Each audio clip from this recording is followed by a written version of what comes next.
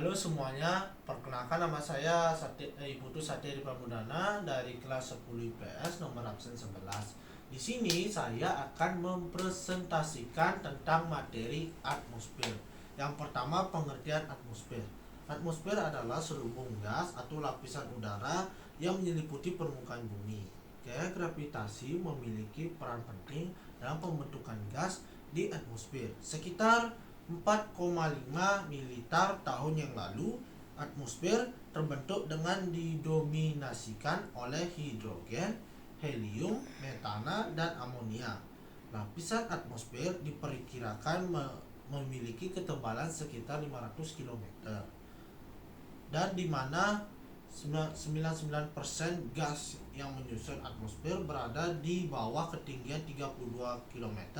Atmosfer memanjang lebih dari 560 km di atas permukaan bumi yang terbagi menjadi beberapa lapisan.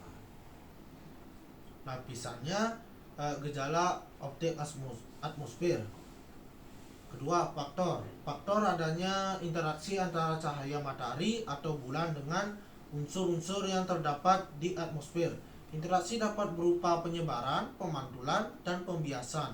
Contoh, 22 degree halo itu adalah pembiasan cahaya matahari dan bulan dari kristal es pada ketinggian yang tinggi. Yang kedua, alpeglow adalah pembiasan saat matahari terbenam sehingga langit terlihat berwarna merah muda. Yang ketiga, aurora. Aurora adalah pembiasan cahaya matahari yang bentuknya tidak teratur karena matahari tertutup oleh awan cumulonimbus. Yang keempat, green flash. Green flash adalah pembiasan warna hijau pada spektrum cahaya di atmosfer saat matahari terbit atau tenggelam. Yang kelima, zodiac light. Zodiac light adalah pemantulan cahaya dari planet lain, debu atau asteroid di tata surya pada malam hari. Ada beberapa lapisan atmosfer. Yang pertama, troposfer. Troposfer adalah lapisan terbawah dari atmosfer dan paling dekat dengan permukaan bumi. Ketinggian sekitar 0 sampai 12 km di atas permukaan bumi. Khatulistiwa kurang dari 16 km, 60 derajat Celcius. Daerah sedang sekitar 11 km, 54 derajat Celcius. Daerah kutub sekitar 8 km, 46 derajat Celcius.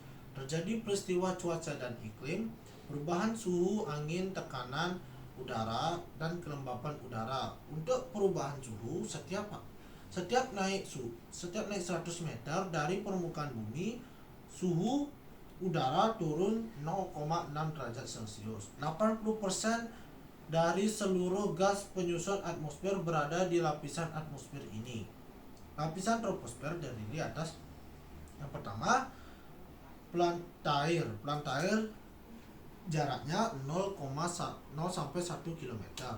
Lapisan konveksi 1 sampai 8 km, dan yang terakhir tropopause 8 sampai 12 km, yaitu pembatas antara troposfer dengan stratosfer. Kegiatan udara secara vertikal terhenti. Bentar dulu. Lapisan yang kedua yaitu stratosfer. Stratosfer memiliki ketinggian sekitar 12 sampai 50 km di atas permukaan bumi. Adanya proses inversi suhu, ketinggian bertambah, suhu udara meningkat. Hampir terbebas dari fenomena cuaca atau iklim, uap air, debu, atmosfer, dan khususnya kondisi awan, sehingga ideal untuk pesawat terbang. Konsentrasi gas ozon tertinggi ada di lapisan atmosfer ini, yaitu di ketinggian 20 km. Lapisan stratosfer terdiri atas, yang pertama, lapisan isometris, yaitu jaraknya 12 sampai 20 km.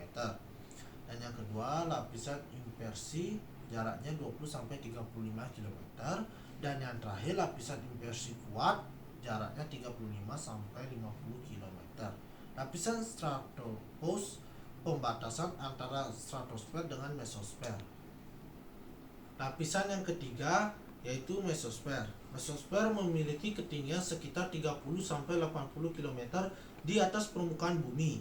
Fungsinya yang pertama untuk melindungi bumi dari benda-benda luar angkasa, contohnya meteor yang akan terbakar melewati lapisan ini. Fungsi kedua sebagai penghantar gelombang elektromagnetik, sinyal radio, televisi, dan telepon. Dan yang ketiga, pendingin radiasi ultraviolet. Suhu udara tidak stabil. Semakin ke atas suhu udara menurun, penurunan sekitar 0,4 derajat Celcius setiap kenaikan ketinggian 100 meter. Terus ada jarak hanya rendah sekitar 50 derajat Celcius sampai 70 derajat Celcius terdapat pembentukan awan noctilucent di lapisan mesosfer dekat kutub. Lapisan mesopause adalah lapisan atmosfer pembatas antara mesosfer dengan termosfer. Dan yang berikutnya ada fungsi dan manfaat atmosfer. Yang pertama, fungsi atmosfer. Atmosfer menjadi bagian penting bagi kelayakan kehidupan di bumi. Poin penting dalam fungsi atmosfer adalah melindungi bumi dari radiasi-radiasi matahari yang berbahaya. Dalam proses penyinaran matahari, sekitar 34% panas matahari dipantulkan kembali ke angkasa oleh atmosfer.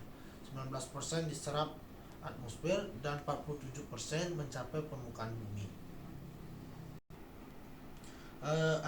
Dan juga atmosfer mempunyai manfaat, yaitu sebagai berikut. 1. Pengatur cuaca. Yang pertama, atmosfer dapat mengurangi radiasi matahari menuju bumi. Contohnya pengurangan radiasi sinar ultraviolet. Dan yang kedua, dampaknya dari pengaturan radiasi matahari adalah kondisi suhu udara.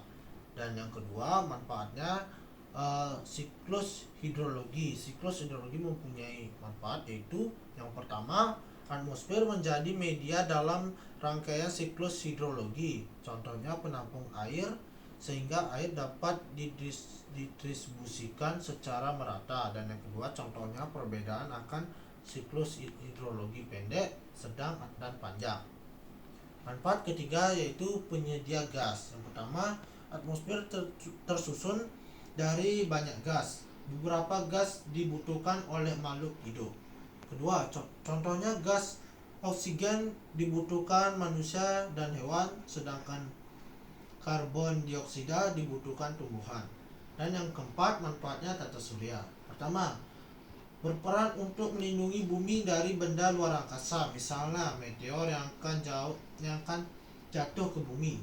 Dan yang terakhir, memantulkan gelombang elektromagnetik. Begitulah presentasi saya. Mohon maaf jika ada kesalahan kata-kata, dan saya ucapkan terima kasih.